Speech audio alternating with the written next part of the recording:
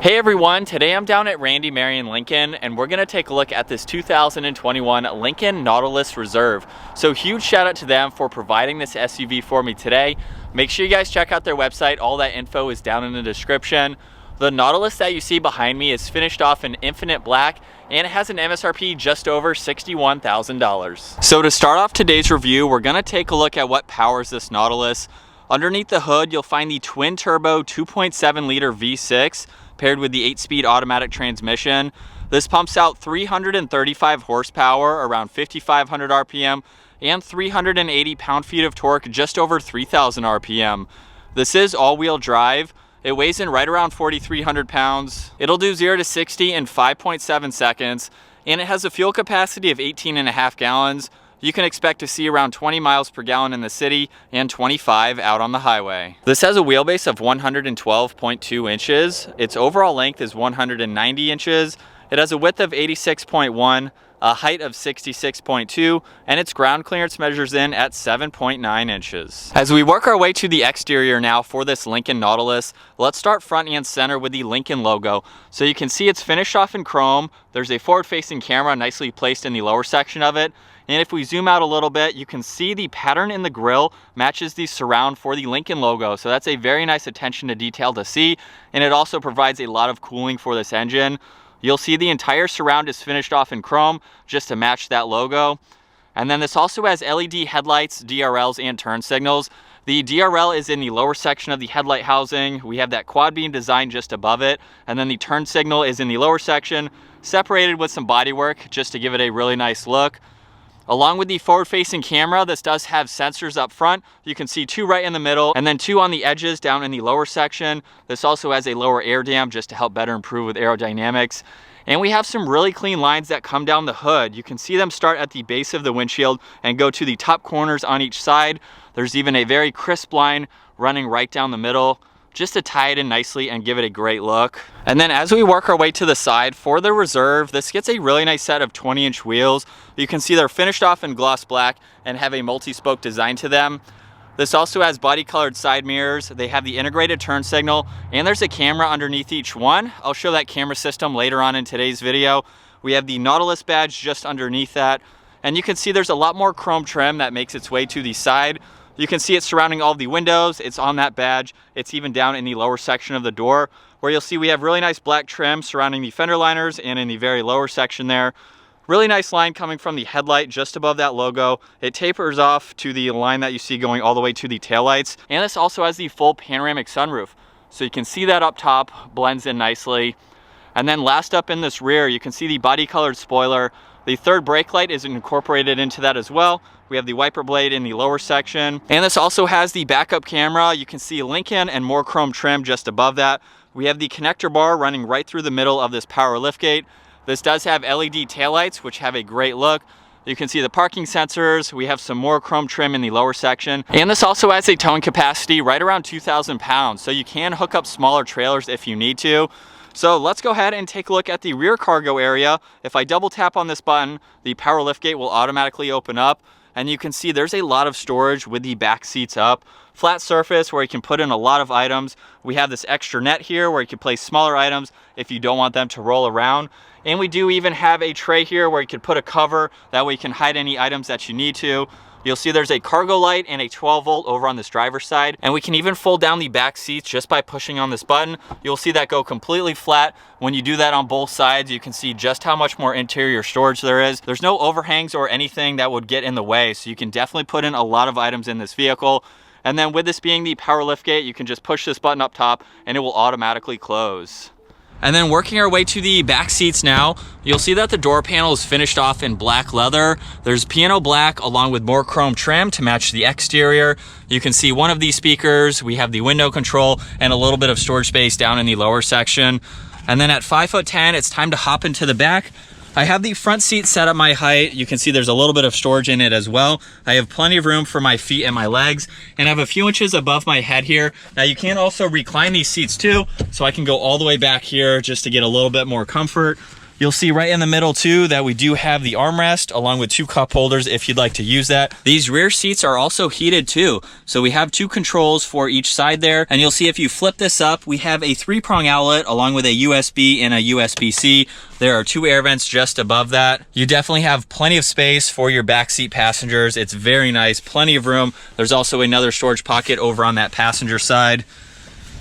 And before we take a look at the front seats now, this does have remote start. And if you double tap on the lock button, you will see the side mirrors automatically fold in. But by doing that, then you can double tap the button just underneath that.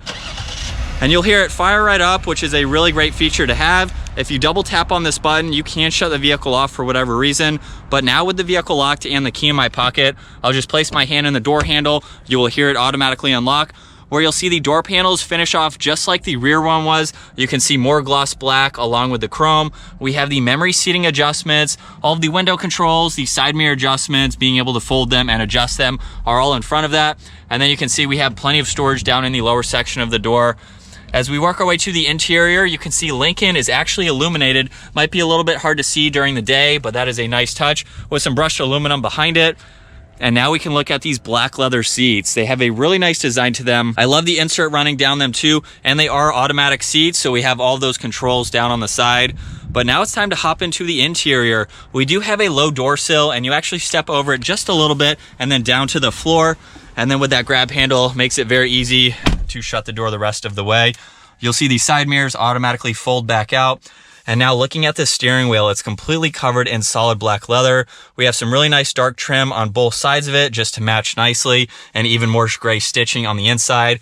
But now let's go ahead and start this up. So with my foot on the brake, you can see that engine start stop button illuminate green, and it's time to fire this up. And looking at this digital gauge cluster, you'll see over on the left side is the tach and the engine temperature. On the right side is the miles per hour and the fuel gauge. And then right in the middle, you can go through a little bit of information. You can see trip information. You can scroll down to the fuel economy. You can also look at your TPMS, and you can go through that information using this dial over on the right side. You can also push on the display here, and it will minimize the miles per hour and the tach. And now you can use that same button to go through the gauges. You can set them up between miles per hour and kilometers per hour. You can also go into the trip, fuel, and information tab here, where you can choose to see what you'd like to see when that main menu pops up. And then you also have your display set up, so you can pull up some more information just depending on what you'd like to see the most. You can easily go through this, and then when you bring everything back in full screen, you'll have that information right in the middle. So that's really nice touch to see. You'll also notice too, over on this right side, we have the voice commands. You can push on your music. You can also pull up the navigation, so that way it can be front and center here when you have that on and running. There's also a settings button that you can push too, just to pull up things that you've already seen there. You can also push on the music icon, so you can pull that up, and you do have your Bluetooth commands as well. And then over on this left side, you'll see volume and tuning for the radio. And then we have all of the cruise and adaptive cruise control settings, along with the steering assist. And then this also has steering wheel mounted paddle shifters. You can see those are finished off in black on both sides. And then over on this left side, you can see the electronic parking brake is down below. We have the headlight adjustments, so you can go through all of this just depending on where you like to have those, of course. We have the TCS button along with the power liftgate and even dimmer switches for the gauges on each side. You can see there's one air vent. We have some really nice wood trim just on the backside there, and even more gloss black surrounding the gauge cluster. It also runs behind the screen all the way over to the passenger side, which is a really nice touch. And then front and center, you'll see the 13.2-inch touchscreen system. Very large system, has a lot of information that you can go through. You'll see on the bottom here, this is all of the presets. So right now we're on audio. If I push on phone, you can go through all of that when you have your phone paired, of course. Going into the navigation, you can see that in full screen. There's different apps that you can go into. We have Apple CarPlay and Android Auto, so just depending on what you like to use there. And then different settings that you can see too. So you can go through all this information just depending on how you'd like to set it up. And then we even have this tabs button over on this side where you can exit out there and scroll through all this information that I just went through. So it's nice that you can have whatever you'd like on the left side and still look at some information on this split screen. So it's really nice how that's incorporated.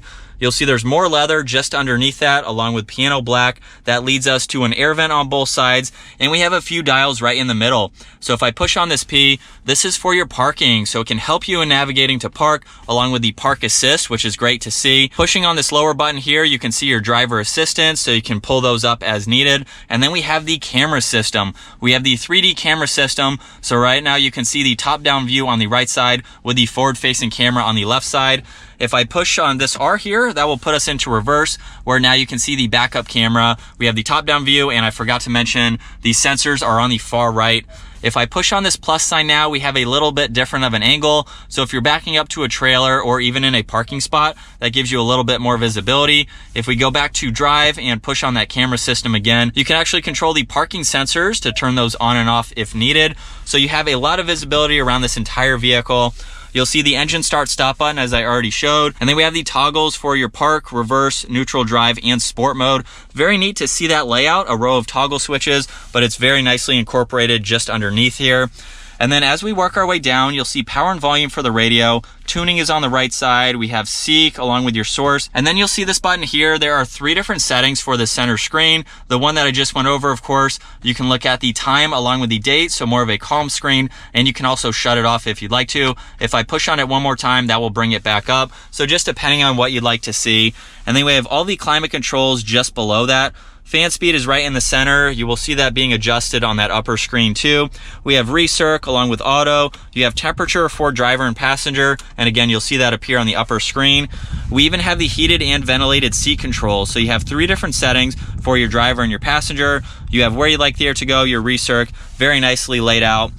Just behind that, you can see we have a wireless charging pad over on this left side here. There's a USB and a USB-C. You can also hide this if you'd like to, and you'll see there are 2 cup holders behind that, along with ambient lighting. So currently they are orangish red, and that's really nice to see. We have more of that chrome and gloss black.